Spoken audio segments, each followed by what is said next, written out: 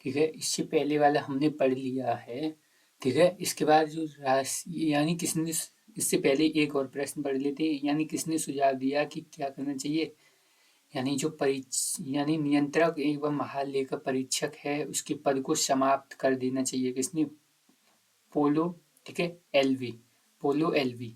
इसके बाद हम क्या करते हैं, नियंत्रक एवं महालेखा परीक्षक यानी CAG को पढ़ते हैं। ठीक है, यानी नियंत्रक, भारत के नियंत्रक लेखा परीक्षक यानी CAG की नियुक्ति कौन करता है, राष्ट्रपति करते हैं। कौन करते हैं, राष्ट्रपति करते हैं। संविधान के किस अनुच्छेद के तहत नियंत्रक एवं महालेखा परीक्षक की नियुक्ति की गई है, 148 के तहत। किसके तहत, 148 के तहत।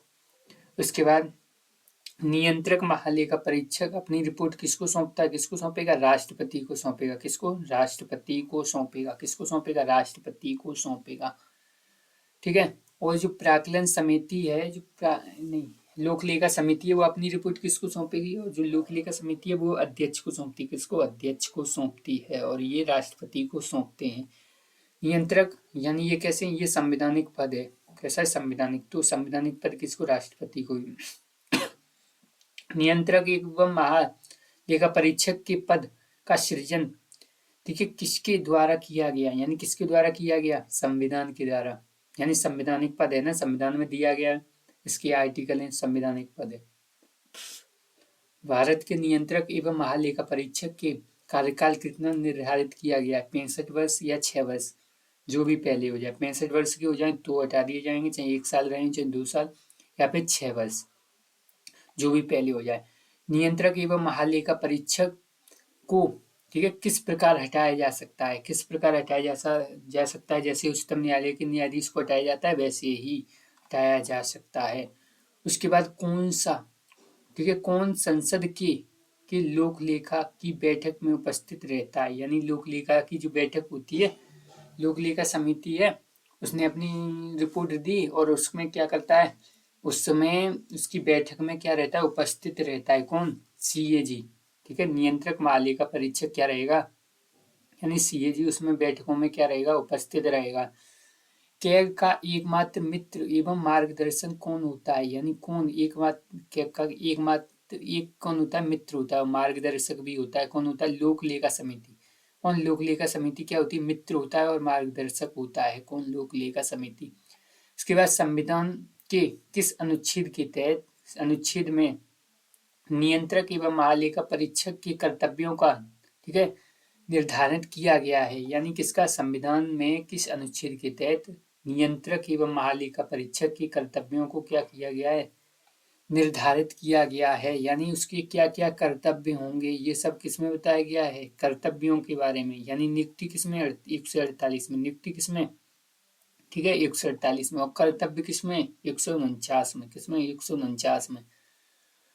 ठीक है, पहले नियुक्ति होगी, उसके बाद ही तो कर्तव्य करेगा। उसके बाद किस वर्ष, ठीक है, अकाउंटिंग, अकाउंटिंग और ठीक है, और ऑडिटिंग अकाउंटिंग ऑडिटिंग जो लेखा परीक्षा से अलग किया गया, यानी अकाउंटिंग और ऑडिटिंग को क्या किया गया, लेखा परीक्षा से अलग किया गया। और नियंत्रक एवं महालेखा परीक्षक का कार्य केवल सरकारी लेखाओं तक सीमित रह गया, यानी क्या रह गया, सरकारी लेखाओं तक ही सीमित रह गया। यानी अकाउंटिंग यानी अकाउंट और ऑडिटिंग, और ऑडिट करना, ठीक है, कैलकुलेशन करना और अकाउंटिंग दोनों को क्या कर दिया, अकाउंटिंग, अकाउंट बनाना और ऑडिटिंग, ठीक है, यानी इसको देख रेख करना उसकी, यानी इन दोनों को क्या कर दिया, अलग अलग कर दिया। यानी केवल क्या रह गया, सरकारी लेखाओं का तक ही सीमित रह गया। किसके, 1976 वाले उसमें, यानी 42वें संविधान 1976 को हुआ था तभी, मान लीजिए। ठीक है, तभी क्या कर दिया, सीमित कर दिया।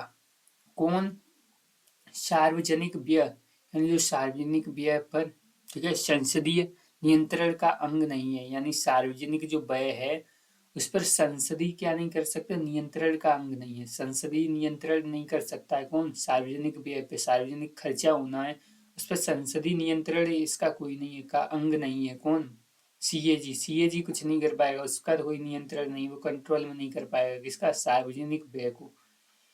नियंत्रक एवं महालेखा परीक्षक के कौन कौन से कर्तव्य होते हैं, यानी क्या क्या काम करता है। भारत की संचिप्त निधि से होने वाली सभी व्ययों की क्या करता है, लेखा परीक्षण, यानी उसकी क्या करेगा, लिखिएगा कहाँ पे कितना जा रहा है खर्चा, ठीक है, कहाँ की, भारत की संचिप्त निधि पर। उसके बाद उसके संबंध में प्रतिवेदन प्रस्तुत करना, और उसके संबंध में क्या है, प्रतिवेदन ही प्रस्तुत करना, यानी अगर बुलाया जाएगा कितना खर्च हो गया दिखाओ, तो दिखाएगा भी कौन, राष्ट्रपति को कौन, ये नियंत्रक महालेखा परीक्षक अपनी रिपोर्ट भी देगा। और अकस्मातिक निधि है, अचानक जो, ठीक है, इमरजेंसी फंड होता है। और लोग, ठीक है, लेखाओं से होने वाले सभी व्ययों की देखरेख या और परीक्षण भी कौन करता है, यही करता है कौन, नियंत्रक एवं महालेखा परीक्षक। और उसके संबंध में क्या करता है, प्रतिवेदन प्रस्तुत करता है। और उनके संबंध में आकस्मिक निधि, ठीक है, इमरजेंसी फंड और संचिप्त निधि, दोनों में क्या करता है, संचिप्त निधि तो जो रोजमर्रा में जो जरूरत होती है, जितना भी खर्च वगैरह जो आपातकाल के दौरान जरूरत होती है, आकस्मिक निधि वो जरूरत होती है, इसकी भी देख रेख यही करता है। और नियंत्रक मालिका परीक्षक, और इसकी भी करता है, दोनों की। और सभी सभी क्या करेंगे, व्यापार निर्माण, जितने भी व्यापार होंगे, निर्माण होंगे, और लाभ हानि, ठीक है, लेखाओं की क्या करेगा, लेखा परीक्षा करेगा, यानी इसको भी लिखेगा। और उसके संबंध में क्या करेगा, प्रतिवेदन भी प्रस्तुत करेगा, आवश्यकता पड़ेगी या जरूरत होगी तो, यानी प्रतिवेदन लिख के देगा कि ये सब चीज, ठीक है। उसके बाद स्थायी समितियों का गठन किसके समय अंतराल में किया जाता है, यानी स्थायी सदनी है वो कितने समय यानी स्थायी समिति है वो कितने वर्ष के लिए की जाती है, प्रति वर्ष की जाती है, नहीं नहीं। इसके बाद नियंत्रण महालेखा परीक्षक है जो पहले सबसे पहले बनी थी, वो कौन बनी थी, नरसिम्हा राव। कौन बनी थी, नरसिम्हा राव।